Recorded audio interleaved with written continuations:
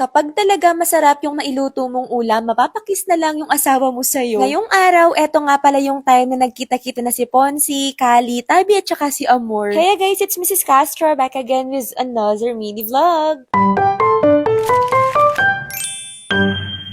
For today's vlog, pagising nga namin, tignan nyo tong mga fur babies namin. Kanya-kanya na sila ng agenda, lalo na tong si Tabi. Si Kali nga nauna nang bumaba sa amin at hindi na kami nahintay. Marami kasi kaming mga gamit na dadalhin yan pababa, kaya naman ayan hindi namin siya nabuhat sa bagay, marunong naman siyang bumaba ng hagdan. Medyo late na nga pala kaming nagising ngayon, kaya naman bumili na lang kami ng lutong ulam kina Princess. Sarap na sarap nga din kami sa luto ng mama niya, sa kanila din kami nag-order ng palabok. Habang nagsasandok nga ako ng kanin dito, nakita niyo si Mr. Castro, good mood yata, sayaw-sayaw pa. Kapag kasi every time na nalilate kaming magising guys, hindi na kami nakakapagluto kasi wala na talagang time. Kaya naman yung ginagawa namin, bumibili na lang kami ng lutong ulam. Pagtapos ngang kumain, napansin ko naman tong si Amor, tignan nyo, sobrang taba niya. At sobrang ganda ng balahibo niyan guys, as in parang alam mo yon sobrang pino. At habang nagpapahinga nga dyan yan, tignan nyo tong si Tabi, napakakulit, talagang inaway-away niya pa si Amor. Actually, hindi naman sila nag-aaway, gusto lang talagang makipaglaro nito, bata pa kasi siya malaro pa talaga. At eto na nga ang pinakahihintayin nyo, ang pagkikita ng tatlong pusa sa loob ng bahay. Tatlo na yung pusa ko guys, may wonder pets na dito sa loob. Charot. Inaamoy-amoy na nga ni Tabi tong si Ponzi pero si Amor ayaw lumapit. Parang nung kay Tabi nun, ganun talaga si Amor guys, hindi talaga siya friendly masyado. Tas tignan nyo, hinihis niya. Sinubukan nga ding lumapit ni Ponzi kay Tabi. Tignan nyo, grabe galit na galit si Tabi. Alam ko, normal lang naman to kapag ka first time kasi first time din nilang nagkita-kita. At saka si Ponzi, napansin ko talaga sa kanya, napakatahimik lang niya. Nung hindi pa nga siya pinansin nung dalawang pusa, ayan, nakatulog na lang. Pero si Kali guys, friend na agad sila ni Ponzi kasi mabait talaga yung Shih Tzu ko na yun. Alam mo yun, yung kahit first time niyang makita, hindi man niya tatahulan, as in talagang lalapitan niya, mag-i-stay siya sa harap niya. At neto, merienda nga, nagpabili ako kay Mr. Castro sa park ng mga tusok-tusok, tapos nagtimpla kami ng Miracle Barley Juice. Actually, masarap sana yung ternuhan ng soft drinks, kaso lang, nag-iiwas talaga kami sa soft drinks. Hindi na nga healthy itong kakainin namin na to, tas magsa-soft drinks pa, diba? Kaya naman Miracle Barley Juice na lang. Madalang na lang din naman kaming nakain ng mga tusok-tusok, kwek-kwek, kaya naman sabi ko, nag-crave ako, kaya nagpabili ako. Gabi na nga to, kaya naman after merienda, nanood muna kami ng Netflix bago kami mag-dinner, tapos after dinner, natulog na din kami. Fast forward, kinabukasan, nagising ako dyan na si Kali na yung katabi ko at wala na si Mr. Castro, bumaba na pala. Tinawag ko nga lang siya, nagising na ako, sabi ko, magligpit na kami para makababa na rin ako. Pansinin nyo yung pantulog ko guys, tumerno pa dito sa bedsheet namin. Etong pantulog na to kapag sinusuot ko, ang dami nagtatanong ng link, kaso lang sold out na yata yung gantong design kasi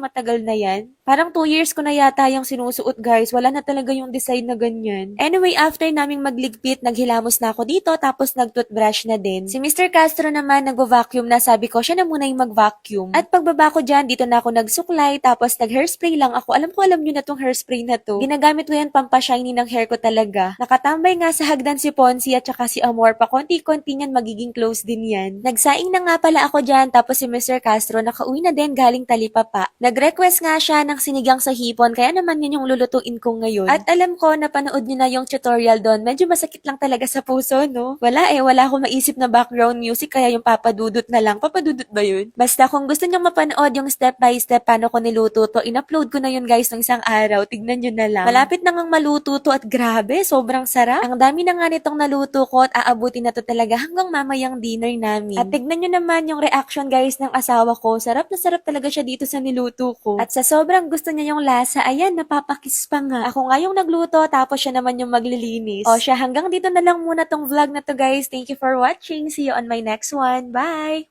Mwah!